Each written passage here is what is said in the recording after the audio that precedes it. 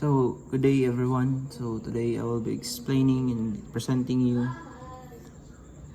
my Java program called Mareo Fruit Stand.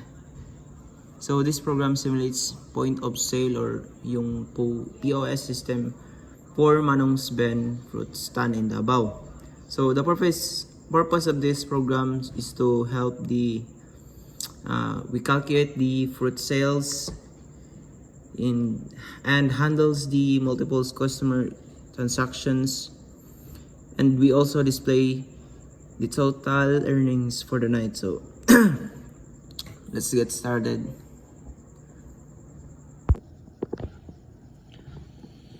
Okay, so first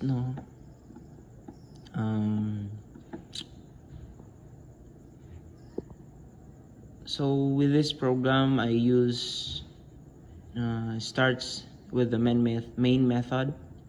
So this is important because this is yung first part natin sa program that that runs when we executed the file. So without yung main method natin, yung program natin hindi yan siya start. So next, so dito nagde-declare ako ng yung mga price ng mga fruits. So which is yung durian costs 180 pesos per kilo, pomelo costs 180 pesos per kilo, and mangosteen 80 pesos per kilo, and ginagamit yung keyboard na final, which is dito final, so that the prices hindi siya ma-change while the program is running. So this prevents yung mga mistakes and ma-ensure siya nga price is consistency siya. So I also created variable code grand total, as you can see, which is this grand total. So dito nga variable, we stores the total earnings of the night for the night. So every time na meron tayong customers na pumapalit ng mga fruits, the cost of the purchase is ma-add yan sa grand total. So this is why yung purpose niya dyan. And then dito lalagay ako ng message niya, which is welcome to Mareo and Manong's Ben Sales. And I uses do while loop, which is this do while loop, and this allows the program to keep asking for transactions continuously. So we all know that do while loop is just keep asking for transactions, paulit-ulit yun siya nag-a-ask. So in real life, si Manong Ben, marami siyang mga customers, so that the program hindi yan masa-stop after just one sale.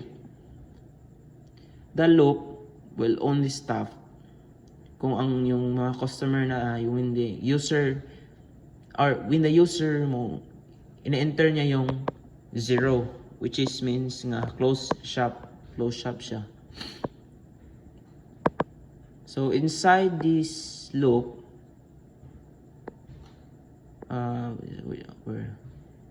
inside these loops,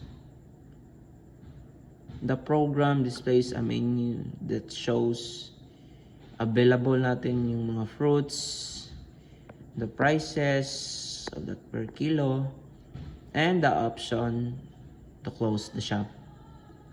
So the user selects a number. So yung user magsiselect yan siya kung asan yung fruit na pipiliin niya. So depending na siya on the fruit that the customer wants to buy. So if naman yung user enters a 0, the program immediately stops. So if the user selects or enters the 0, yung program natin mata-stop din siya directly, and in it asking for new transactions. So kaning yung represents natin, this represents the end of the day or the closing of the fruit stand. So if the user naman selects a fruit or the program, then how ask siya kung how many kilos that the customer wants to buy. This allows na yung program natin makakalculate natin yung total cost niya correctly. Especially kung yung mga customers natin pumapalit niyo ng more than 1 a kilo. So ganyan siya. So if the program uses a switch statement, so which to identify natin yung mga fruit which was collected, which was a selected. So ginamit natin yung switch para ma-identify natin yung fruit asa natin ma-select. So each case meron siyang obviously this runs a fruit. Case 1, which is yung durian, butang fruit name durian, and the transaction ng durian ng kilo niya, and so on. Pomelo, fruit name, pomelo class A, transaction total niya, and pomelo price, and for mangosteen, and so on. So this program magmumultiply yan siya to that fruit price by the number of kilos. So magiget natin yung transaction of cost niya. So after naman mag-calculate natin ng transaction cost, yung program natin ma-adds it din siya to grand total. Dito grand total. And then this is important too because the grand total represents the total income for the entire night. Not just is one customer only, but all over the customer.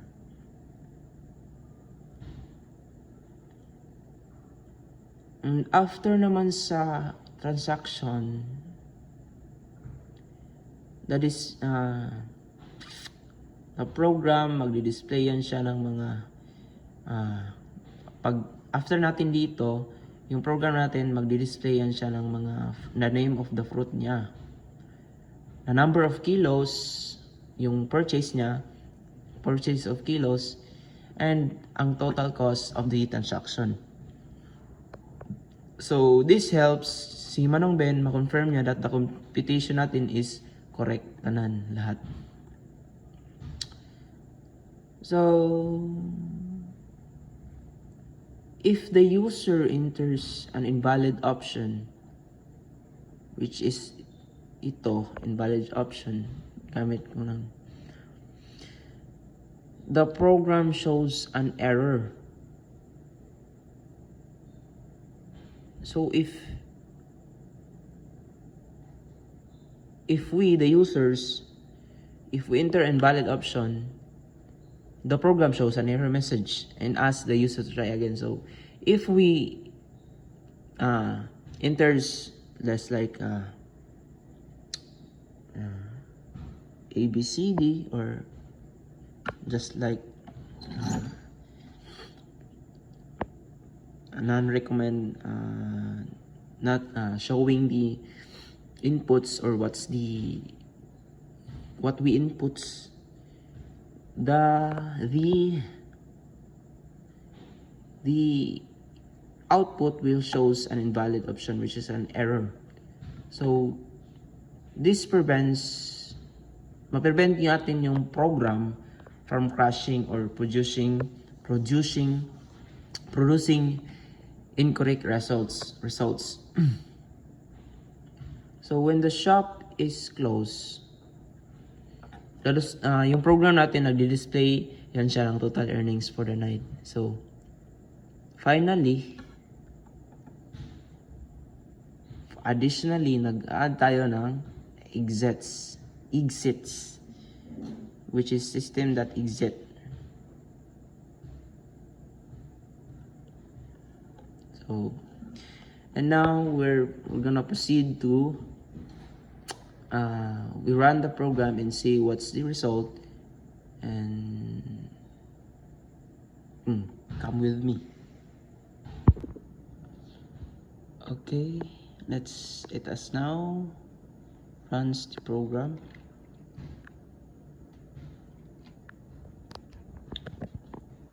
Okay, as we can see, we all can see that it will come to Madeo Fruit Stand Manong's Ben. So this confirms that Madeo Fruit Stand POS system has started. So which means nasa start na natin yung program natin. So after we click OK, the menu dialog box appears. So which is yung durian, the kilo of it, pomelo, kilo of it, and so on. And last, which is nag-add tayo ng close shop. So at this point, si Manong Ben nag-select siya ng fruit that the customer wants to buy. So sabihin lang natin na yung customer bumibili siya ng pomelo, which is 2, and the kilos is, we say that 15. Oh, the output said the display showing that the fruit name, which is ang pomelo, the kilos, which is 15.0, and the amount to pay, or the amount of the costs of it.